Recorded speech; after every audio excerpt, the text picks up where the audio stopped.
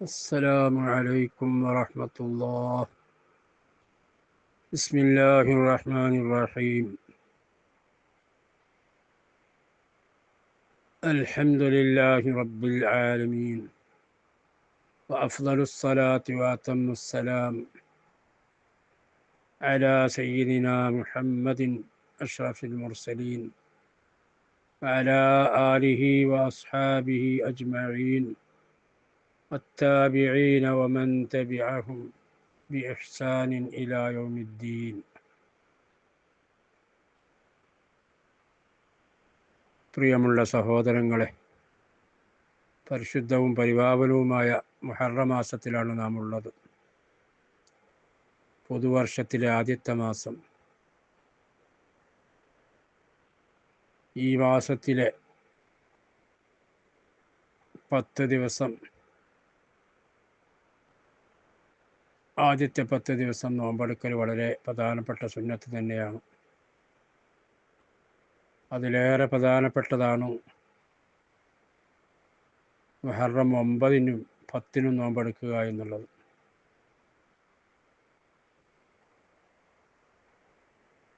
റസൂലുള്ളാഹി സ്വല്ലല്ലാഹു അലൈഹി വസല്ലമ തങ്ങൾ മദീനത്ത് വന്നപ്പോൾ യഹൂദികൾ മുഹറം 10-ന് നോമ്പെടുക്കുന്നതായി ശ്രദ്ധയിൽപ്പെട്ടു. അപ്പോൾ നിങ്ങൾ എന്താണ് ഇന്ന് നോമ്പെടുക്കുന്നത് എന്ന് ചോദിച്ചപ്പോൾ, ഈ ദിവസത്തിൻ്റെ പ്രത്യേകത എന്താണെന്ന് ചോദിച്ചപ്പോൾ ജൂതന്മാർ പറഞ്ഞു, ഞങ്ങളുടെ പ്രവാചകനായ മൂസാ നബി അലൈഹി ഇസ്ലാമിന് കൗമിനെയും അള്ളാഹു രക്ഷപ്പെടുത്തിയ ദിവസമാണ്.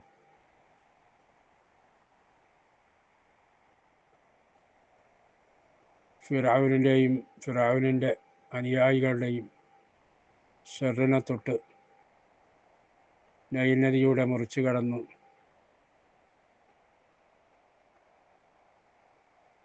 അള്ളാഹു തആല ഇവരെ രക്ഷപ്പെടുത്തി. അവരെ പിടികൂടാൻ വേണ്ടി ഫിർഔനും കൂട്ടരും വന്നപ്പോൾ മൂസാ നബി അലൈഹി ഇസ്ലാമിനെയും കൗമിനെയും അള്ളാഹു തആല നൈൽ നദിയുടെ രക്ഷപ്പെടുത്തിയ ദിവസമാണ്.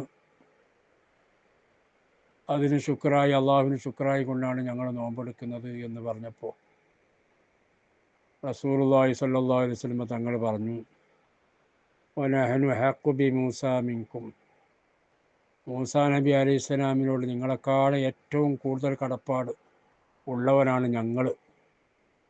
അതുകൊണ്ട് ഞങ്ങളും ആ ദിവസം നോമ്പെടുക്കുന്നു എന്ന് പറഞ്ഞ് റസൂലുള്ളാഹി നോമ്പെടുക്കുകയും നോമ്പെടുക്കാൻ വേണ്ടി സഹാബത്തിനോട് കൽപ്പിക്കുകയും ചെയ്തു എന്ന് ഹദീസിൽ കാണാം.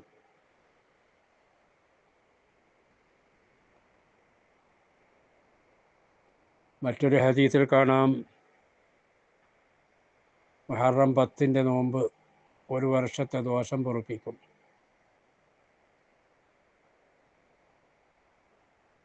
അപ്പം മുഹറം 10-ന് നോമ്പെടുക്കൽ സുന്നത്താണ്.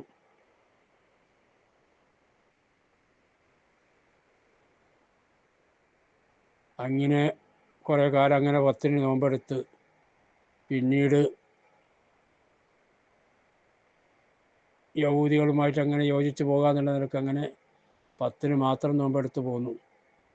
പിന്നെ സഹാബത്ത് നമ്മൾക്ക് ജൂതന്മാരുമായിട്ട് എതിരാവണ്ടയോ എന്നുള്ളൊരു അഭിപ്രായം റസൂലുള്ളാഹി സ്വല്ലല്ലാഹു അലൈഹി വസല്ലം തങ്ങളുടെ മുമ്പിൽ വെച്ചപ്പോൾ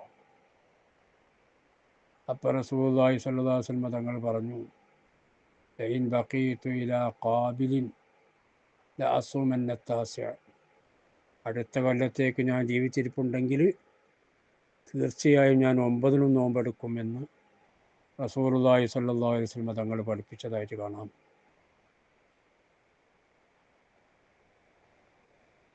റസൂലുള്ളാഹി സ്വല്ലല്ലാഹു അലൈഹി വസല്ലം തങ്ങൾ അടുത്ത കൊല്ലം അടുത്തേക്ക് ജീവിച്ചില്ല. അതുകൊണ്ട് റസൂലുള്ളാഹി 9-നൊന്നും നോമ്പെടുത്തില്ല എങ്കിലും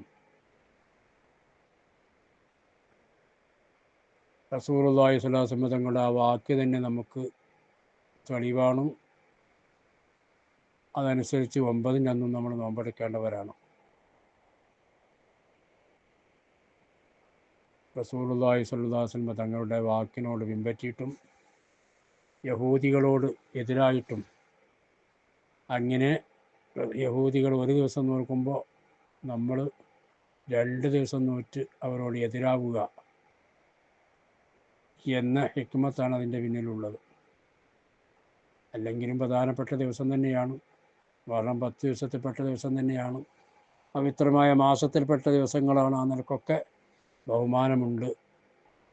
അപ്പോൾ 9-നും 10-നും നോമ്പെടുക്കുക. ഇനി 9-നൊന്നും ഒരാൾക്ക് നോക്കാൻ പറ്റിയില്ലെങ്കിൽ 11-ന് നോക്കുക, 10-ഉം 11-ഉം നോക്കുക, അങ്ങനെ എതിരാവാം. ഇനി 9-ന് തന്നെ നോറ്റാലും 11 നോൽക്കൽ സുന്നത്താണ് എന്ന് കിതാബിൽ പണ്ഡിതന്മാർ രേഖപ്പെടുത്തിയതായിട്ട് കാണാം.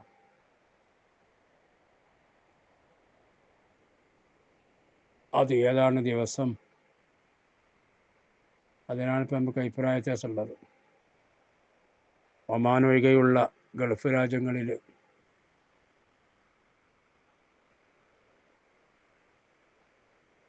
9-ഉം 10-ഉം കണക്കാക്കുന്നത് നാളെയും മറ്റന്നാളുമായിട്ടാണ്, വെള്ളിയും ശനിയുമായിട്ടാണ്.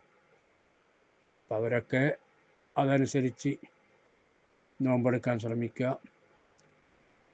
നാട്ടിൽ ഒമാനിലും ഒരു വിഭാഗം ആളുകൾക്ക് ശനി ഞായറുമാണ്, മറ്റൊരു വിഭാഗം ആളുകൾക്ക് ഞായറും തിങ്കളുമാണ്. ഇങ്ങനെ ആയാൽ അങ്ങനെ ഒരു അഭിപ്രായ വ്യത്യാസം ഈ കൊല്ലത്തിലുണ്ടായി.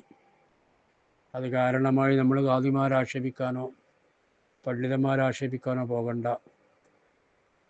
അവരാണ് അതിനെപ്പറ്റി അറിയുന്ന ആളുകളാണല്ലോ.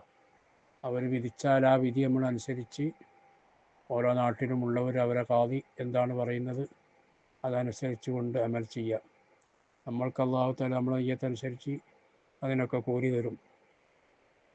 വെറുതെ ഗീബത്തും നമീമത്തും പറഞ്ഞ് ഫസാദും പറഞ്ഞിട്ട് നമ്മുടെ അമലുകളൊന്നും നഷ്ടപ്പെടുത്തരുത് എന്നാണ് എൻ്റെ നഫ്സിനോടും നിങ്ങളോടും എനിക്ക് വസിയത്ത് ചെയ്യാനുള്ളത്.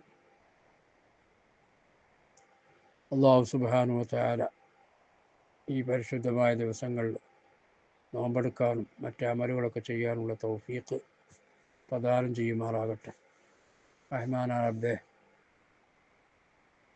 കഴിഞ്ഞ വർഷത്തിൽ ഞങ്ങളിൽ നിന്ന് ഒരുപാട് ദോഷങ്ങളും പരിതായ്മകളും സംഭവിച്ചു പോയിട്ടുണ്ട് റബ്ബേ. അതൊക്കെ ഞങ്ങൾക്ക് വിട്ടുപുറത്ത് മാഫാക്കണേ അല്ലാഹ്.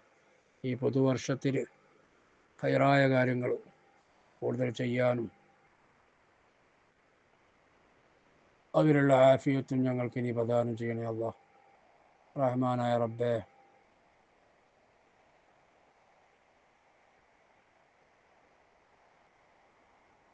ഞങ്ങൾക്കും ഞങ്ങളുടെ കുടുംബത്തിൽ ഇപ്പോൾ ജീവിച്ചിരിക്കുന്ന എല്ലാവർക്കും ആഫിയത്തുള്ള ദീർഘായുസ് എൻ്റെ പൊരുത്തത്തിലായി നൽകണേ അല്ലാഹ്. അവർക്കും ഞങ്ങൾക്കും മരണം ഖൈറാകുന്ന സമയത്ത് കലിമയിൽ മരിക്കാനുള്ള സൗഭാഗ്യം നൽകണേ അല്ലാഹ്. റഹ്മാനായ റബ്ബേ, എല്ലാവിധ ആഫത്ത് മുസീബത്തുകൾ തൊട്ട് ഞങ്ങളെയും ബന്ധപ്പെട്ട എല്ലാ ആളുകളെയും കാത്തു രക്ഷിക്കണേ അല്ലാഹ്. എല്ലാ രാജ്യത്തെയും ഞങ്ങൾ വസിക്കുന്ന രാജ്യങ്ങളെയും സ്വന്തം രാജ്യങ്ങളെയും എല്ലാ രാജ്യങ്ങളെയും നീ കാക്കണേ അല്ലാഹ്. റഹ്മാനായ റബ്ബേ, ഫലസ്തീനികളുടെ ജനങ്ങളുടെ അവസ്ഥ വളരെ പരിതാപകരമാണ് റബ്ബേ. അവരെ നീ സലാമത്താക്കണേ അല്ലാഹ്. അവർക്കെതിരെ തിരിഞ്ഞ ശത്രുക്കളെ പരാജയപ്പെടുത്തണേ അല്ലാഹ്. ഞങ്ങൾക്കും ഞങ്ങളോട് ബന്ധപ്പെട്ട പലർക്കും പലവിധ അസുഖങ്ങളുണ്ട് റബ്ബേ. നീ സുഖപ്പെടുത്തണേ അല്ലാഹ്. നീ സുഖപ്പെടുത്തണേ അല്ലാഹ്. ഹോസ്പിറ്റലിൽ കഴിയുന്നവരുണ്ട് റബ്ബേ. നീ സലാമത്ത് നൽകണേ അല്ലാഹ്. റഹ്മാനായ റബ്ബേ, മാരകമായ രോഗങ്ങളെ തൊട്ട് അവരെയും ഞങ്ങളെയും നീ കാത്തു രക്ഷിക്കണേ അല്ലാഹ്. റബ്ബേ, ഞങ്ങളുടെ കുടുംബത്തിൽ നിന്ന് മരണപ്പെട്ടു പോയി പലരും, മാതാപിതാക്കൾ, സഹോദര സഹോദരിമാർ, മറ്റ് ബന്ധുമിത്രാദികൾ എല്ലാവർക്കും നീ മഗ്ഫിറത്തും മർഹമത്തും നൽകണേ അല്ലാഹ്. അവരെല്ലാവരുടെയും ബർസഖിയായ ജീവിതം ഏറെ സന്തോഷകരമാക്കണേ അല്ലാഹ്. റബ്ബേ, ജോലി ആവശ്യാർത്ഥം ഗൾഫ് രാജ്യങ്ങളിലൊക്കെ വന്ന് ജോലി അന്വേഷിക്കുന്നവരുണ്ട്. അനുയോജ്യമായ ജോലി നൽകണേ അല്ലാഹ്. ഉള്ള ജോലിയിൽ ഖൈറും ബറക്കത്തും നൽകണേ അല്ലാഹ്. ആമീൻ ബിറഹ്മതിക യാ അർഹമർ റഹീമീൻ. സല്ലല്ലാഹു വസല്ലം അലാ സയ്യിദിനാ മുഹമ്മദിൻ വആലിഹി വസഹ്ബിഹി അജ്മഈൻ. സുബ്ഹാന റബ്ബിക റബ്ബിൽ ഇസ്സത്തി അമ്മാ യസിഫൂൻ. وسلام على المرسلين والحمد لله رب العالمين.